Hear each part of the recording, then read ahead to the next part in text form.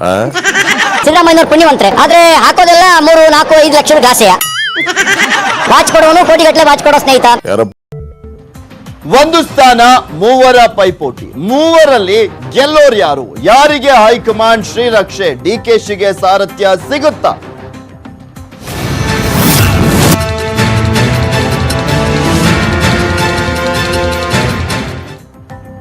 KPCC ಅಧ್ಯಕ್ಷಗಿರಿಗಾಗಿ ಜಾತಿ ಲೆಕ್ಕಾಚಾರದ fight ಈಗ ಆಲ್ರೆಡಿ ಆರಂಭವಾಗಿದೆ. ಯಾಕಂದ್ರೆ ಕೆಪಿಸಿಸಿ ಅಧ್ಯಕ್ಷ ಸ್ಥಾನಕ್ಕೆ ರಾಜೀನಾಮೆ ಕೊಟ್ಟಿದ್ದಾರೆ ದಿನೇಶ್ ಗುಂಡೂರಾವ್ ಅವರು. ಆ ಒಂದು ಸ್ಥಾನಕ್ಕೆ ಯಾರನ್ನು ತಂದು ಕೂರಿಸಬೇಕು ಅನ್ನೋದೇ ಈಗ ಯಕ್ಷ ಪ್ರಶ್ನೆ ಆಗಿದೆ ಕಾಂಗ್ರೆಸ್ ಹೈಕಮಾಂಡ್ಗೆ. ದಿನೇಶ್ ರಾಜೀನಾಮೆ ಇನ್ನೂ ಅಂಗೀಕರಿಸಿಲ್ಲ, ಆಗ್ಲೇ ಕುರ್ಚಿ ಆಸೆ ಶುರುವಾಗಿದೆ. ಯಾರು ಸ್ವಾಮಿ ಬಿಡ್ತಾರೆ ಅಧಿಕಾರದ ಆಸೆ ಅಂದ್ರೆ?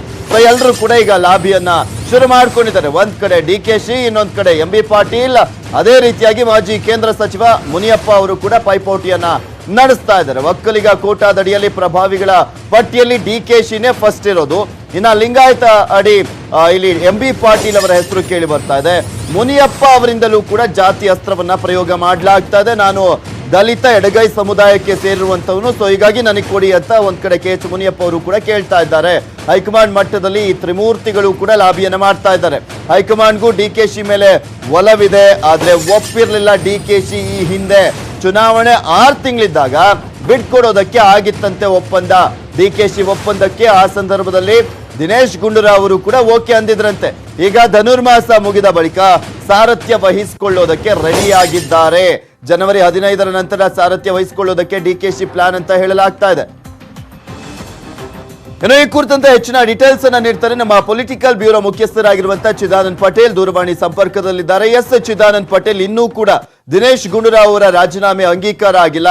ಈ ಸಂದರ್ಭದಲ್ಲೇ ಈಗ ಅಧಿಕಾರದ ಕಚ್ಚಾಟ ಆರಂಭವಾಗಿದೆ. ಸ್ಥಾನಕ್ಕೋಸ್ಕರ ಯಾರನ್ನ ಆಯ್ಕೆ ಮಾಡಬಹುದು? ಯಾರು ಮುಂದಿದ್ದಾರೆ ಇದರಲ್ಲಿ? ಪೃಥ್ವಿರಾಜ್ ಹಾರನಹಳ್ಳಿ ಪ್ರದೇಶ ಕಾಂಗ್ರೆಸ್ ಸಮಿತಿ ಅಧ್ಯಕ್ಷ ಹುದ್ದೆಗೆ ದಿನೇಶ್ ಗುಂಡೂರಾವ್ ಈಗಾಗಲೇ ರಾಜೀನಾಮೆಯನ್ನು ಕೊಟ್ಟಿದೆ. ಸದ್ಯ ರಾಜೀನಾಮೆಯನ್ನ ಕಾಂಗ್ರೆಸ್ ಹೈಕಮಾಂಡ್ ಪೆಂಡಿಂಗ್ ಇಟ್ಟಿದೆ.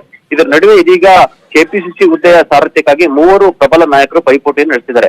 ಈಗಾಗಲೇ ದಲಿತ ಎಡಗೈ ಜಾತಿಗೆ ಸೇರಿದಂತ ಮತ್ತು ರಾಜ್ಯದಲ್ಲಿ ಸಮುದಾಯ ಹೆಚ್ಚಿದೆ. ಹಾಗಾಗಿ ನನಗೆ ಕೆಪಿಸಿಸಿ ಹುದ್ದೆಯನ್ನು ಕೊಡಿ ಅಂತ ಹೇಳಿ ಎಐಸಿಸಿ ಅಧ್ಯಕ್ಷ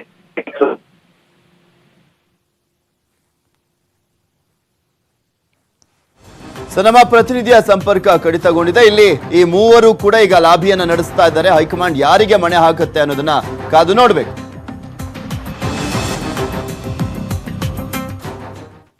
ಸರಗಳ್ಳರು ಬರ್ತಾರೆ, ಹಲ್ಲೆ ಮಾಡ್ತಾರೆ.